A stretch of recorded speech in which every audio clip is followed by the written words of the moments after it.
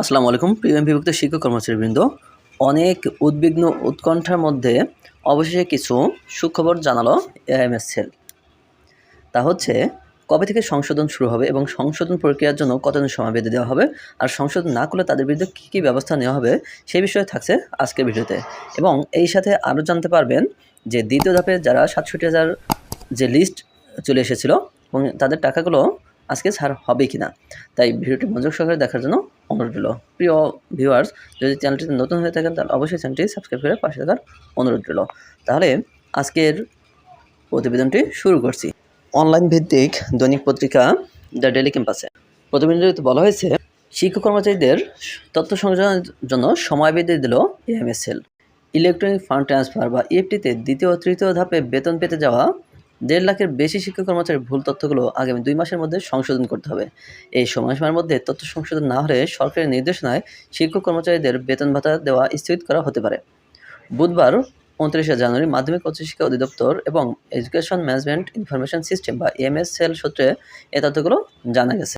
এ বিষয়ে মাওসির finance and procurement উইংয়ের উপপরিচালক Abu Saeed Majumdar the daily ক্যাম্পাসকে বলেন, দ্বিতীয় এবং তৃতীয় ধাপে ইএফটিতে বেতন পেতে যাওয়া শিক্ষক কর্মচারীদের জাতীয় পরিচয়পত্র এবং এএমএস সেলে থাকা অনেক তথ্যের মিল নেই।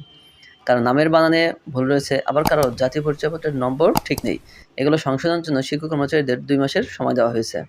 2 মাসের মধ্যে তথ্য সংশোধন না করলে কী ব্যবস্থা নেওয়া হবে, এমন প্রশ্নের জবাবে মাওসির এ কর্মকর্তা বলেন, এই বিষয়ে এখনও কোনো সিদ্ধান্ত হয়নি। নির্ধারিত সময়সীমা অতিক্রম করার পর বিষয়টি মন্ত্রণালয়কে অবহিত করা হবে।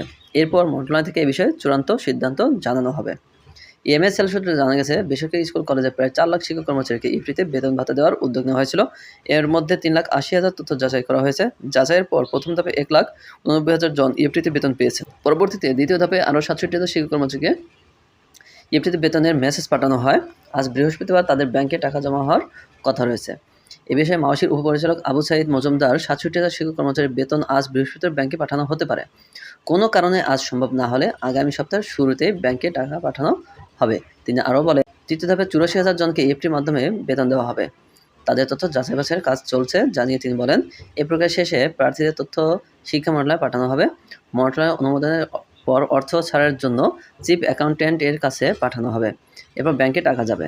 এ প্রক্রিয়া শেষ হতে কিছুটা সময় লাগবে। প্রিয় ভিউয়ার্স, এখন কথা হচ্ছে যে কাজের কাজ কিন্তু আসলে কিছুই হলো না। কারণ এই সময় যে আর কত ক্ষেপণ করা হবে তা একমাত্র তারাই ভালো জানেন। মাস শেষ অথচ বেতন নেই, এবং বেতন ছাড়া একটি মাস একজন শিক্ষকের পরিবার কীভাবে কাটাতে পারেন এটি তাদের হয়তো বোধগম্য নয়। যদি তারা বোধগম্য হতেন তাহলে অবশ্যই বেতন ছাড়ার প্রক্রিয়া শুরু করতেন। আর এখানে নির্দিষ্ট করে কিছু বলাও হয়নি, তবে এর জন্য অপেক্ষা করতে হবে। একটি নির্দেশনা আসবে, সেই নির্দেশনা অনুযায়ী আমাদেরকে সংশোধন করতে হবে। আর এখন পর্যন্ত ড্যাশবোর্ডও খুলে দেওয়া হয়নি সংশোধনের জন্য। হয়তো আগামী মাসের 1 তারিখে অর্থাৎ ফেব্রুয়ারির 1 তারিখ হতে ড্যাশবোর্ড খুলে দেওয়া হতে পারে সংশোধনের জন্য। সেই পর্যন্ত আমাদের অপেক্ষা করা ছাড়া আর কোনো গতি নেই। তবে দ্বিতীয় ধাপে আমরা যারা 68,000 শিক্ষক কর্মচারীর যে লিস্ট পেয়েছিলাম বা তালিকা পেয়েছিলাম, তার মধ্যে হয়তো যেহেতু সম্ভাবনার কথা বলা হয়েছে, তাহলে ধরে নিব যে আজকে হয়তো বেতন পাঠানো হবে না, আগামী রবিবার সোমবার বেতন পাঠানো হতে পারে। অর্থাৎ আমাদের এই মাস অর্থাৎ জানুয়ারি মাস আমাদের বেতন ছাড়াই কাটানো হলো, কারণ আগামী সপ্তাহে ফেব্রুয়ারি মাস চলে আসবে। যাই হোক, তবে আশা করি খুব শীঘ্রই এই বিষয়ে সংশোধন প্রক্রিয়া শুরু হবে এবং ঝামেলামুক্ত এটি প্রতিষ্ঠিত হবে। সবার জন্য রইল শুভকামনা। সবাই ভালো থাকবেন, সুস্থ থাকবেন। আল্লাহ হাফেজ।